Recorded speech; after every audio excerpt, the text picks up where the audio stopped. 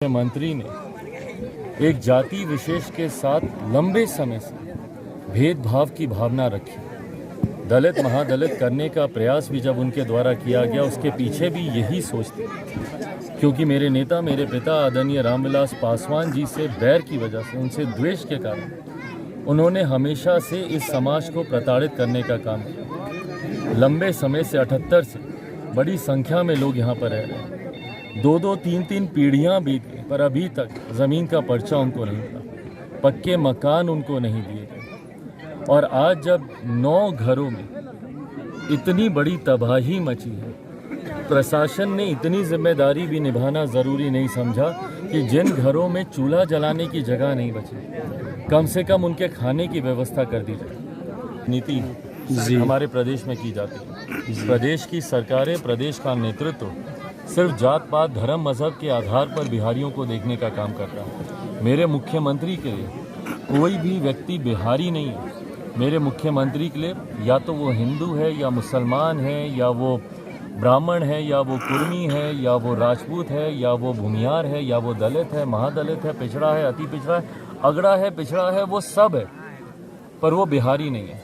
अगर एक दृष्टि से प्रदेश के हर एक व्यक्ति को देखा जाए, एक दृष्टि से अगर 14 करोड़ बिहारियों की चिंता की जाए, तो संभवतः आज बिहार एक विकसित राज्य होता, एक बेहतर जगह होती बिहार। पर हकीकत यही है कि जात पात की राजनीति में जब भेदभाव की भावना के साथ शासन किया जाता है, तो उसमें इस तरीके के भेदभाव का दंश एक बड़े वर्ग को, एक बड़े समाज के हिस्से को भोगना पड़ता है। सर बहुत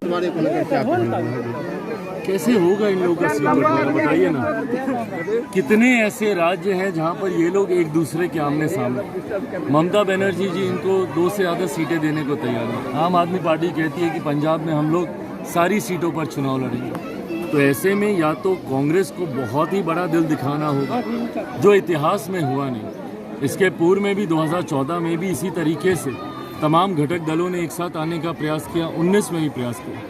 2-2 बार हम लोग देख चुके हैं कि चुनाव समीप आते आते तक तमाम घटक दल अपनी अपनी राह पकड़ने लगते हैं। हमारे बिहार में ही देख लीजिए भाई, सूत्रों के हवाले से ज़रूर आ रहा है कि सीटों के बंटवारे काफ़ी हद तक तय हो गया है, पर हकीकत है कि 2 सीटों की घोषणा जनता दल यूनाइटेड ने पहले ही कर दी। कई ऐसी सीटें हैं जहाँ से उनके प्रत्याशी मुंगेर वगैरह से सबको पता है कि कौन चुनाव लड़ेगा। तो ऐसे में जब महत्वाकांक्षाएँ, व्यक्तिगत महत्वाकांक्षाएँ इतनी ज़्यादा हावी हों, ऐसे में ये तमाम घटक दल गठबंधन के हित में एक साथ आएंगे। ऐसा हुआ नहीं है और मुझे लगता नहीं कि ऐसा होगा। जो गठबंधन अभी तक अपना एक नेता तक नहीं चुन पाया, एक संयोजक तक नहीं चुन पाया, और तो और निशान, एक लोगो तक अभी तक नहीं चुन पाया, तो ऐसे में ये लोग चुनाव की रणनीति, आज की तारीख में जब इन लोगों को बैठकर चुनाव की रणनीतियाँ तैयार करनी चाहिए, तो ये लोग संयोजक की बात कर रहे हैं, ये लोग लोगों की बात कर रहे हैं। आज जब इन लोगों को बैठ के कॉमन मिनिमम प्रोग्राम बनाना चाहिए, तो ये लोग बैठे एक दूसरे को कितनी सीटें दी जाएंगी, नहीं दी जाएंगी, वो चर्चा में ये लोग लगेंगे। तो ऐसे में स्वार्थ के लिए बना हुआ ये गठबंधन है, बहुत ज़्यादा समय तक साथ चल पाए ऐसा मुझे लगता नहीं। शिक्षा मंत्री चंद्रशेखर के द्वारा लगातार सनातन पर हमला किया जा रहा है, राम रामायण अयोध्या इस सब के संबंध में टिप्पणी की जा रही है। यही सोच है इन लोगों की। देश की एक बड़ी आबादी की आस्था के साथ कैसे खिलवाड़ किया जाए, यही सोच इन घटक दलों के, जो इंडिया अलायंस के जितने भी घटक दल हैं, इनकी रही। साउथ के जब इनके घटक दल जब कहते हैं कि सनातन को समाप्त कर देना चाहिए, तब ये लोग खामोश रहते हैं। जब यहीं के क्षेत्रीय दल जब रामचरितमानस पे सवाल उठाते हैं, जब भगवान के अस्तित्व पे सवाल उठाते हैं, जब बार बार हिंदुओं की आस्था के ऊपर सवाल किया जाता है, खिलवाड़ किया जाता है, तो तमाम घटक दल इसमें खामोशी से देखते रहते हैं। तो ये कहीं ना कहीं इनकी सोच को दर्शाता है। इनकी सोच ही यही है कि सनातन को किस तरीके से समाप्त किया जाए, और उसी सोच की वजह से बार बार इस तरीके के बयान आते हैं। शिक्षा मंत्री को दिखाइए, ठीक मेरे पीछे विद्यालय, जो शिक्षा मंत्री बड़ी बड़ी बातें बयानबाजी करने से नहीं थकते, उनको ये मेरे पीछे का विद्यालय दिखाइए।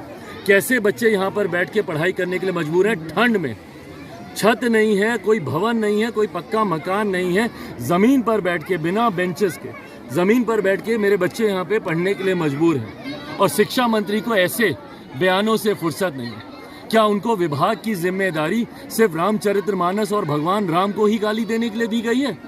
या उनको इस विभाग की जिम्मेदारी बच्चों का बेहतर भविष्य बनाने के लिए दी गई है। इसीलिए बिहार कभी आगे नहीं बढ़ता, क्योंकि नेताओं के ऊपर जिसकी जिम्मेदारी होती है उसको छोड़कर तमाम तरीके की बांटने की बातें करेंगे, समाज में असंतोष पैदा करने की बातें करेंगे, लोगों की भावना को भड़काने की बातें करेंगे, पर अपनी जिम्मेदारी को ये लोग नहीं निभाएंगे। आज राजद विधायक ने कहा है कि साथ अगर आ रहे हैं तो क्या आप मिला लीजिएगा फिर से? भाई हम कौन होते हैं उनको मिलाने वाले? वो गठबंधन की बात आप कर रहे हैं, अगर एनडीए गठबंधन में वो आते हैं, देखिए जब मेरे मुख्यमंत्री की बात आती है तो you can never say never. उनके साथ हर परिस्थितियां संभव हैं।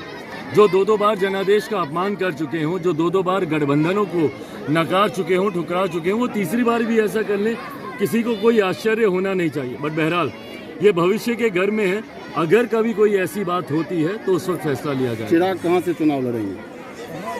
मैं जमुई से लड़ूं या हाजीपुर से लड़ूं, ये अंतिम फैसला मेरी पार्टी का संसदीय बोर्ड ही करेगा, संसदीय बोर्ड ही ये तय करेगा।